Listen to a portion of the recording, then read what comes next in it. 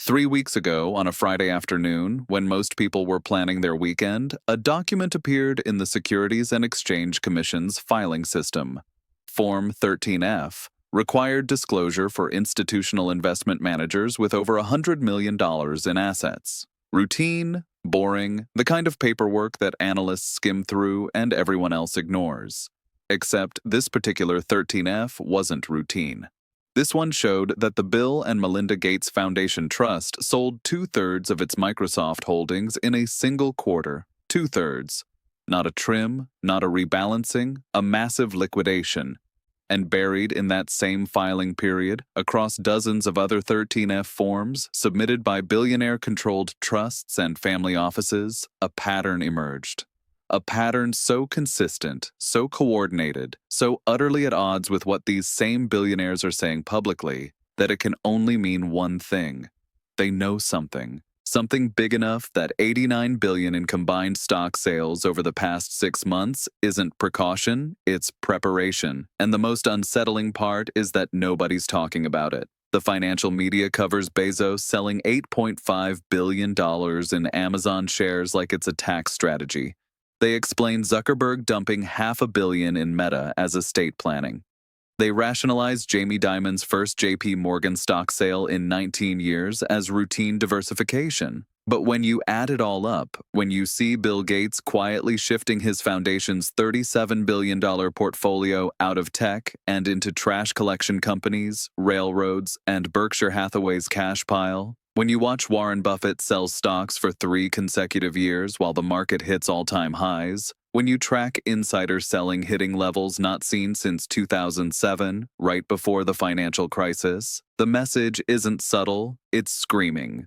The richest people on the planet are exiting, and they're doing it now while you're being told everything is fine. While financial news channels run segments about the soft landing, while your financial advisor tells you to stay invested for the long term, the smart money is moving quietly, methodically, with the kind of urgency that only makes sense if you know the ship is sinking. And today, here at Thomas LaPerla, I'm going to show you exactly what they're seeing, why $89 billion in insider sales is just the beginning, and why the assets they're buying instead of stocks should concern anyone who thinks their retirement account is safe. Let me start with the numbers, because the numbers don't lie, even when everyone with a microphone does. According to data compiled from SEC filings between July 1, 2025 and January 15, 2026, a 6.5-month window, billionaire insiders across multiple sectors liquidated approximately $89 billion in publicly traded securities. That's verified, that's documented. That's not speculation or conspiracy theory. That's what they filed with the government under penalty of perjury. Now, $89 billion sounds abstract until you break it down by individual and realize these aren't random sales. These are concentrated exits. Jeff Bezos sold $8.5 billion in Amazon stock, 50 million shares. He did it in 9 trading days. Prior to 2019, Bezos had never sold more than $3 billion worth of Amazon shares in an entire year. $8.5 billion in 9 days. That's panic selling disguised as liquidity management.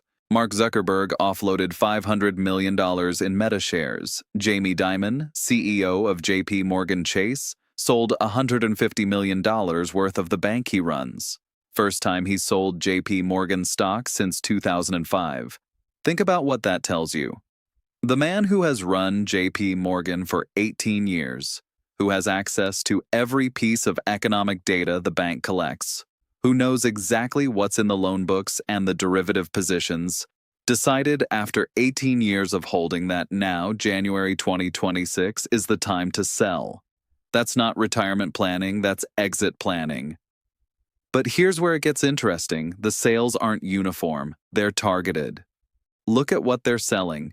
Technology, consumer discretionary, financials, the 3 sectors that have driven the index to record highs.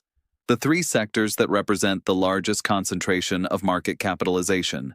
And look at what they're buying or holding instead. Bill Gates shifted his foundation's portfolio toward Berkshire Hathaway, waste management, and Canadian National Railway, boring defensive assets that generate cash flow regardless of whether the economy is booming or falling.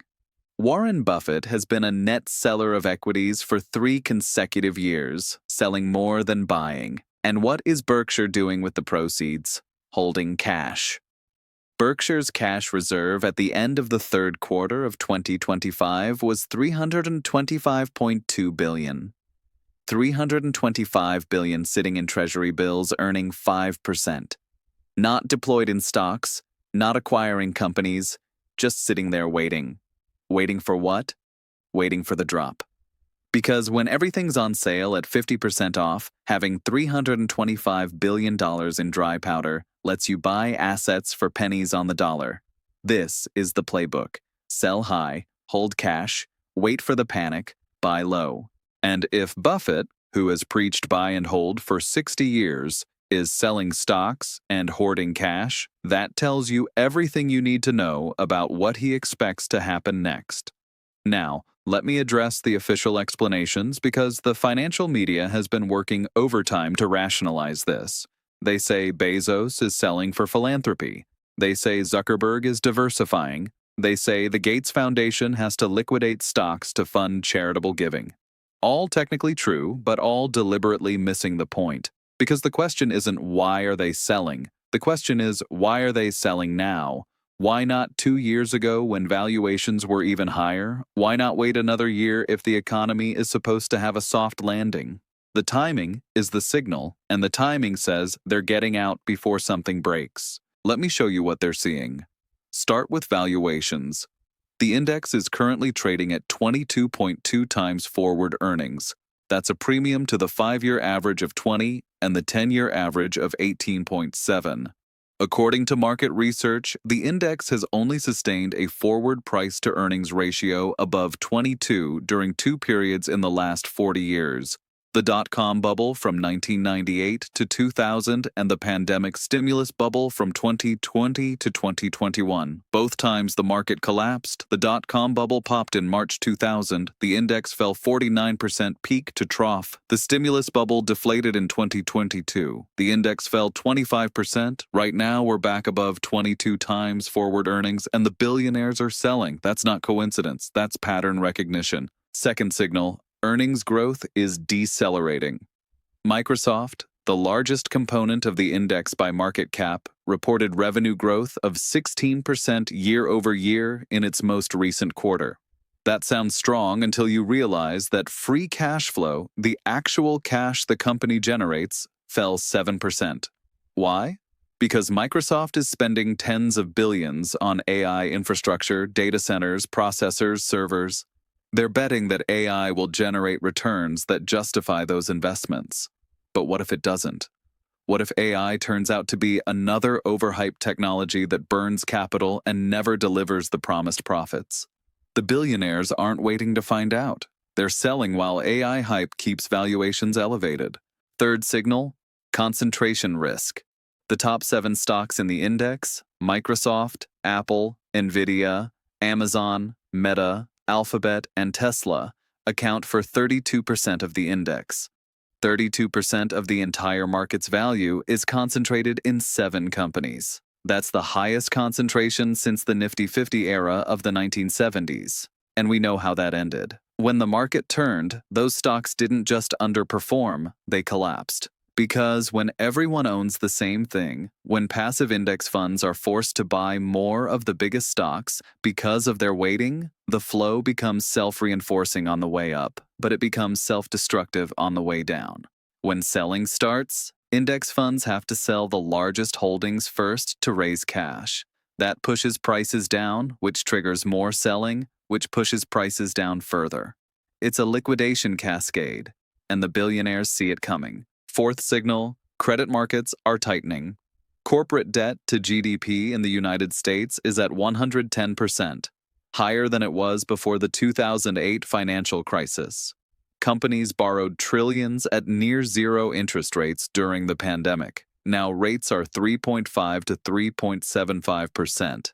Debt that was rolled over at 1% in 2020 is getting refinanced at 4% in 2026. That's a 4 times increase in interest expense. Companies that were profitable at 1% rates are suddenly unprofitable at 4% rates. Bond markets are pricing in defaults, and the billionaires who have access to private credit markets and can see which companies are struggling to refinance are getting out of equities before the credit contagion spreads. Fifth signal, insider selling ratios. The ratio of insider sells to insider buys hit 4.7 to 1 in December 2025. That means for every share that corporate insiders bought of their own companies, they sold 4.7 shares. That's the highest ratio since 2007, right before the collapse. The insiders, the CEOs and CFOs and board members who know their businesses better than anyone, are selling, not buying. They're supposed to be bullish. They're supposed to believe in their companies, but they're selling at near record rates. And retail investors, the ones who don't have inside information, are buying through retirement plan contributions, through index fund purchases, through exchange-traded funds. The uninformed money is buying what the smart money is dumping. That's the setup for every market crash in history. Now, let me show you what Bill Gates specifically is doing because his moves are the most revealing. The Gates Foundation Trust Portfolio, as of September 30th, 2025, the most recent 13F filing, was valued at $36.58 billion, down from over $48 billion earlier in the year. Where did the money go? It was liquidated, converted to cash, donated to the foundation's operating budget. But here's what's important: the composition of what remains. Microsoft used to be 28.6% of the portfolio. After the third quarter 2025 sales, it's down to 12.8%. A 55% reduction in Microsoft weighting.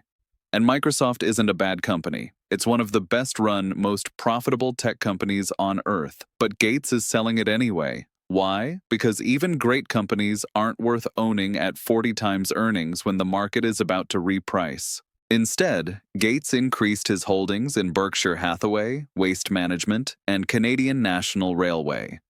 Let me explain why those three matter. Berkshire Hathaway is Warren Buffett's conglomerate. It owns insurance companies, railroads, utilities, manufacturers, and a massive stock portfolio. But most importantly, it's sitting on $325 billion in cash. Buying Berkshire is effectively buying a cash proxy with optionality. If the market crashes, Berkshire deploys that cash to buy assets cheap. If inflation accelerates, Berkshire's tangible businesses generate pricing power. If the economy enters recession, Berkshire's diversified revenue streams provide stability. It's the ultimate defensive holding, and Gates is loading up on it. Waste Management. It's a trash collection company. Boring, unsexy, but essential. People produce garbage regardless of whether the economy is booming or falling. Waste Management has a near monopoly in many regions because the regulatory barriers to building landfills are insurmountable. No new competitor can enter. And Waste Management generates steady cash flow with pricing power. When costs rise, they raise rates. When the economy slows, trash volumes don't decline significantly. It's recession-proof, and Gates holds over $7.5 billion in value. Canadian National Railway, another boring essential asset. Railroads move freight, coal, grain, oil, containers. As long as the economy functions, railroads are needed. Canadian National operates the only transcontinental rail network in North America that connects 3 coasts. It's irreplaceable infrastructure and generates predictable cash flow. These aren't growth stocks. These aren't AI plays. These are bunker assets, the kind of investments you hold when you expect turbulence, when you expect the glamorous stuff, the tech stocks, the high flyers, to be obliterated. Gates is positioning for a world where dividends matter more than growth, where tangible assets matter more than intangible hype, where survival matters more than speculation. That's the $89 billion warning. Now let me show you what Buffett has been doing because Buffett's actions are even more extreme. Berkshire Hathaway's equity portfolio as of September 30th, 2025 was valued at $266 billion, down from over $350 billion at the peak. Buffett has been selling equities aggressively. His largest sale was Apple.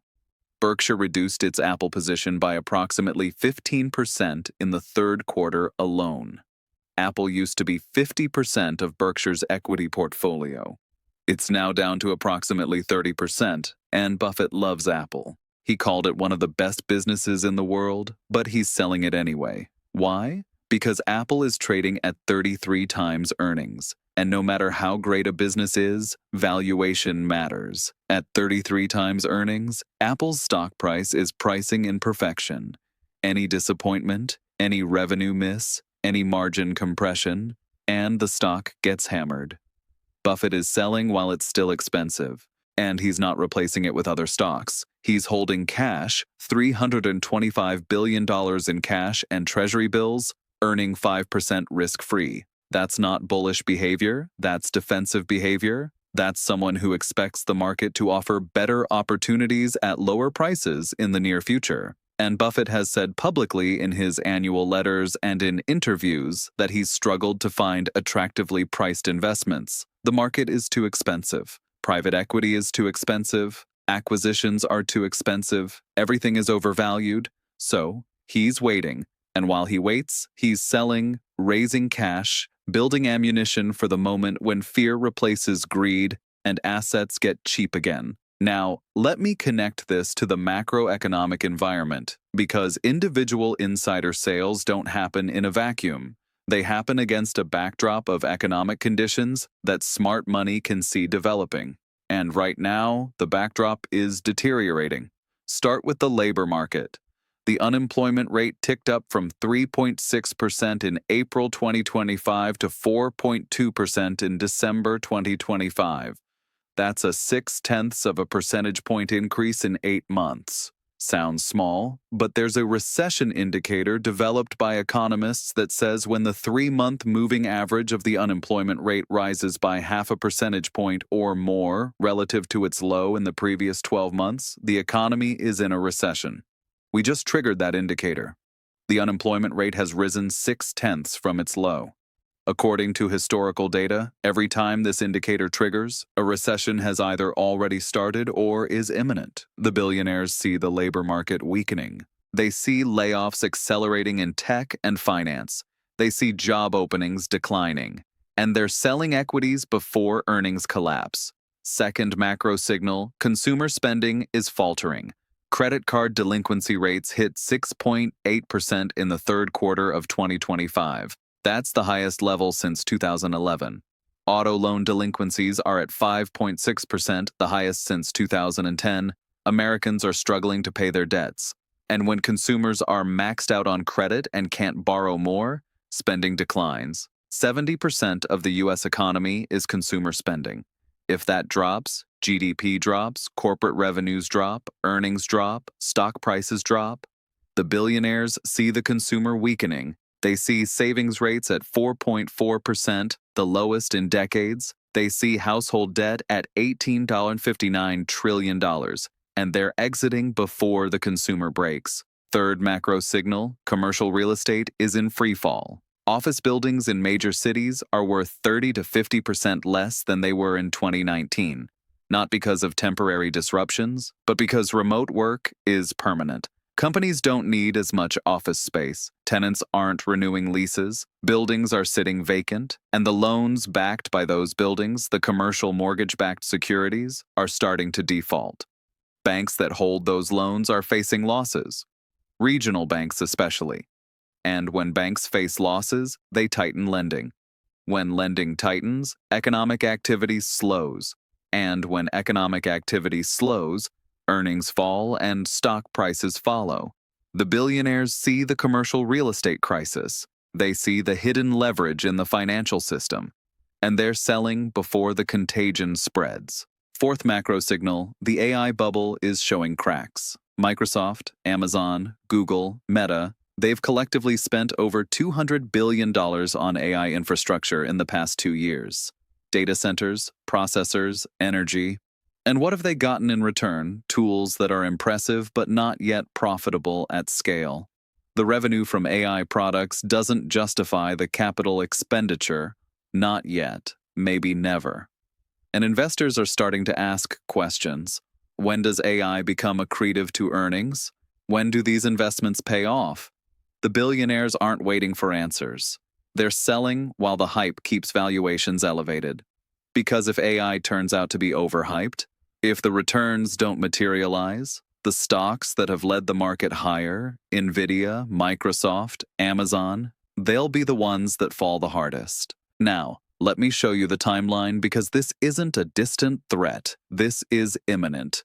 Phase 1, we're in it now. January through March 2026. Insider selling continues. Retail investors keep buying. The index stays near all-time highs. Volatility is low. Complacency is high. The financial media reassures everyone that the economy is resilient, that there's been a soft landing, that there's no reason to worry. But beneath the surface, the smart money is liquidating quietly, methodically, building cash positions, reducing exposure, preparing. Phase 2, April through June 2026. Cracks start appearing. A major company badly misses earnings. Maybe it's Tesla, maybe it's Nvidia, maybe it's Microsoft. Doesn't matter which. What matters is that the miss triggers a reassessment. If the market leaders are struggling, what about everyone else? The index pulls back 5%, then 10%. Volatility spikes. Volatility indices go from 12 to 25. Margin calls start hitting. Leverage traders get liquidated. The media says it's a healthy correction, a buying opportunity. But the billionaires aren't buying. They're watching, waiting, because they know this is just the beginning. Phase 3, July through September 2026. The correction becomes a crash. The index is down 20% from its peak. Tech stocks are down 30 to 40%. Recession is officially declared. Corporate earnings collapse. Layoffs accelerate. Unemployment hits 6%, consumer spending craters, and suddenly everyone realizes the billionaires were right. They got out at the top. They sold when valuations were insane and sentiment was euphoric. And now they're sitting on cash while everyone else is watching their retirement accounts implode. Phase 4, October 2026 and beyond, the bottom. The index down 30 to 40% from peak. Panic selling, forced liquidation. The media runs headlines about the worst crash since 2008. And that's when the billionaires deploy. Buffett's $325 billion in cash gets put to work buying stocks at 50 cents on the dollar, acquiring entire companies at distressed valuations. The Gates Foundation buys more Berkshire, more defensive stocks, more cash-flowing assets. And when the market eventually recovers in 2027 or 2028, the billionaires will have added another $50 billion to their net worth while retail investors are still trying to recover from the losses. That's the game. That's how wealth transfers happen. From the unprepared to the prepared, from the emotional to the disciplined, from the late to the early. Now here's what you need to do, because understanding what's happening isn't enough. You have to act. First, assess your exposure. If you're heavily invested in the index or tech-heavy index funds, you're concentrated in exactly what the billionaires are selling.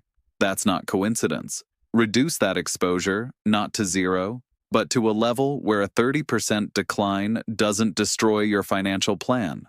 Second, raise cash.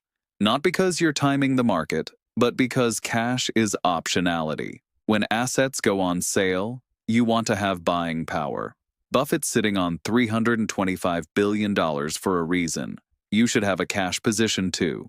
How much? Depends on your situation. But if you're currently fully invested, consider moving 10 to 20% into cash or short-term treasury bills. Third, shift into defensive sectors. Utilities, consumer staples, healthcare, waste management, railroads, boring stuff that generates cash flow and pays dividends.